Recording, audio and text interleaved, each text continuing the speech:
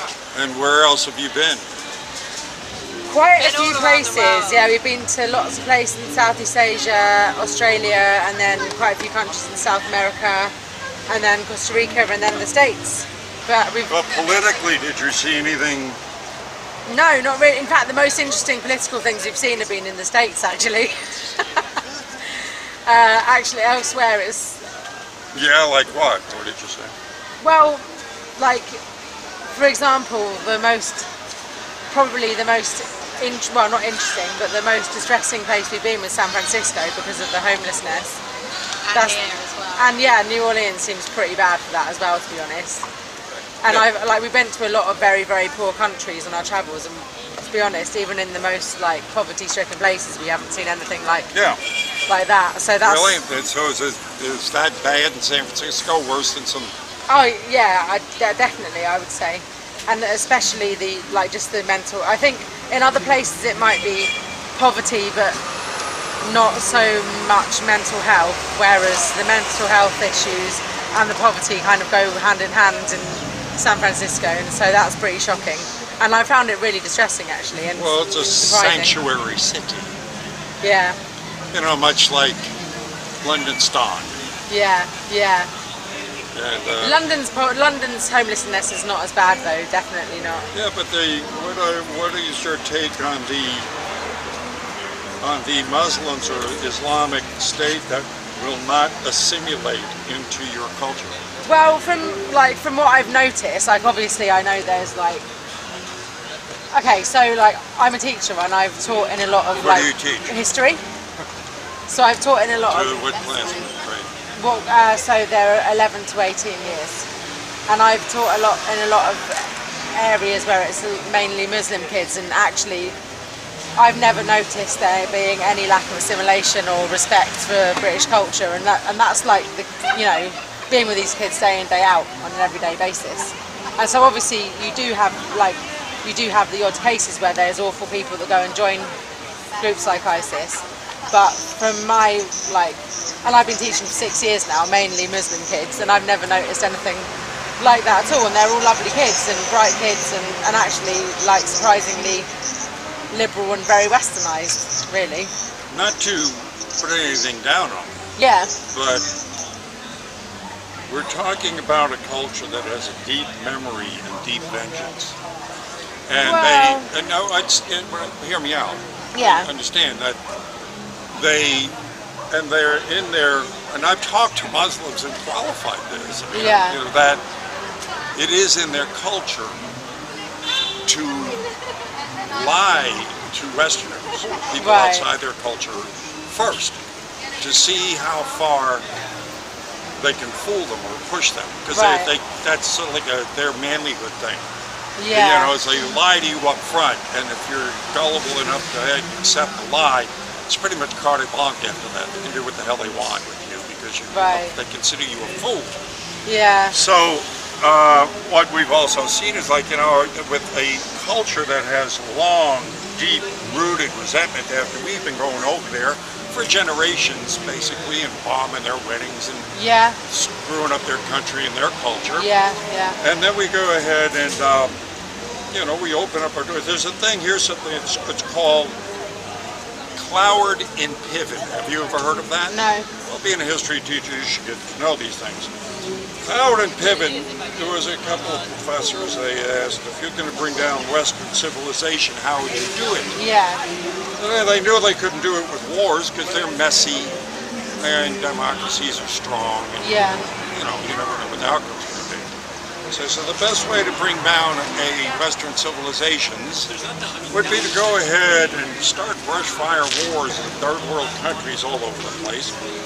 After a few generations of bombing and killing and murdering these people, you play on the guilt of the host countries.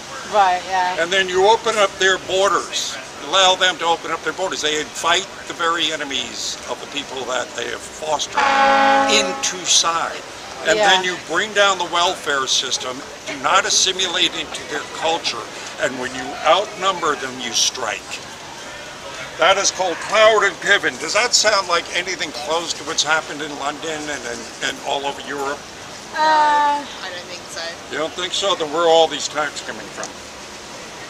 Well, I mean, all you need is like a few people to make a terrorist attack, don't you? You don't need... Like... Yeah, and a lot of other people condone it. We're looking at the Paris attack where they hid for a year in the community in which they were from. So there's a lot of sympathy. When you look at the polls, there's a lot of Muslims who are sympathetic to the terrorist tactics. Again, we're talking about a culture that, one, was bred for a long time to go ahead and fool you, to lie to you, to gain your trust and your confidence. The people that I'm dealing with are kids, like, and I don't think so. Most of them aren't even very like conservative in their beliefs. That's like saying like Christianity is bred to go on crusade, which we have done, to be fair. Yes. But I mean, I don't know. Like, I don't see Christians today blowing themselves up in malls or running over people. Okay, but there's plenty of Christians who go out and shoot. Where? Like, a lot of times in America, I hear about it. A lot of times in America? Could you please bring up those, because I don't see them. Where are they? Okay, well, but I do know of a bunch of leftists right now that are, you know, matter of fact, I've got a You haven't heard of any... I mean, I got a representative in the hospital right now because, you know, some leftists went ahead and decided it'd be a good idea to shoot a bunch of Republicans. Oh yeah, and then I got this, you know, that, 6 pages here that was white person, of right? leftist attacks. You know, it was leftists, but they're white, okay? What big not Muslims. These are left white people, right? So they're not Muslims. So well, I can bring up a lot more of them than these. No, but the thing is, I don't know. Like, but that's probably fine, I guess, because they're just crazy and they're white and they've got mental issues, yeah. Well. Again, looking at the case by case, when you have a group of people yelling, you know, Allah Akbar, and running over people or macheting people and attacking them. Look, you got to figure where they get that from. This is our city. You know, we're Londoners. I'm born and bred a Londoner. Yeah. This is my, you know, my people that are having horrific terrorist atrocities done to them. But yeah, still, I personally, like, and obviously we have political differences, but I personally don't believe that it really has that much to do. So you go along with your mayor's stance on that. You have to get used. Living in modern society, city today, you have to get used to terrorist attacks. No, that's what he said. That's not what he said. That's exactly literally what he said. I'm sorry. Oh, fucking hell, here we go. Okay, but the thing is, do the people in the Middle East have to get... Do the people in the Middle East have to get used to Americans and British people bombing them? Like, it wasn't taken out of context. We're doing horrific things in the Middle East as well. We want to stop doing that. Well, they probably doing that. Right, okay. Why don't everyone just get out of the Middle East and then leave them to it? Because they're not keeping it there. They're bringing it to New York City. They're bringing it to London. Yeah, I know. We know that. First, before 11? Yes. 2001. That's why that happened. What did we do? Nothing. Why did September 11 happen? I can't be bothered. I need to... But we've had too many drinks this time. Okay, it was been nice talking to you. We have to agree to disagree. I can't be asked. I have a... can't be asked. Asked, yeah. Anyway. Because I personally do not think that... I mean, 9/11 was blamed on the Muslims. Of course, Saudi Arabia and a lot of them had something to do with it. Yeah. But 9/11 was definitely a false flag. Yeah, I'm fucking right now. Just like the London bombings were a false flag. Well, potentially, yeah. Well, they were running drills at the exact same time, on bombings in the exact same locations that the bombs went off on. So what are the odds of that? That's like 1 to every grain of sand on the planet Earth. The same thing with 9/11. They were running drills about a terrorist attack attacking the Twin Towers and the Pentagon at the very same time the attacks happened. Yeah. What are the odds? So you think that's justification that the Muslims did it and not the American government? No, I'm saying, like I said before, in the Cloward and Piven, you create enemies. You foster people against one another. You pit them against one another. Now, when you look at that region of the world, those tribes have always been fighting one another. That's what they do. That's their life. So we take those warlords, you add more fuel to the fire. You start arming both sides. You start going and creating animosity and building up the wars and allow them to kill. I mean, hell, they're driving around our trucks, using our weapons. So, you know, how did they get them? I mean, we're giving them, we're creating our own enemies. Yeah. And then we're opening up our doors and letting them in to go ahead and overtake. It's a cloud of pit. Now, why did they want to do this? The problem is then that we started it. Because we're giving them that stuff. We went to their countries and fucked everything up, and then we're giving them stuff to come back at us. How is that not our fault? I say our fault. Again, this is a plan way beyond anything that you're teaching or probably know. To go ahead and bring down Western civilizations in order to form a one-world government. It's problem, reaction, solution. It's the oldest trick in the book for the elites to pull. You create a problem. You wait for the reaction, and then you come in as the savior. Yeah, well, that makes sense.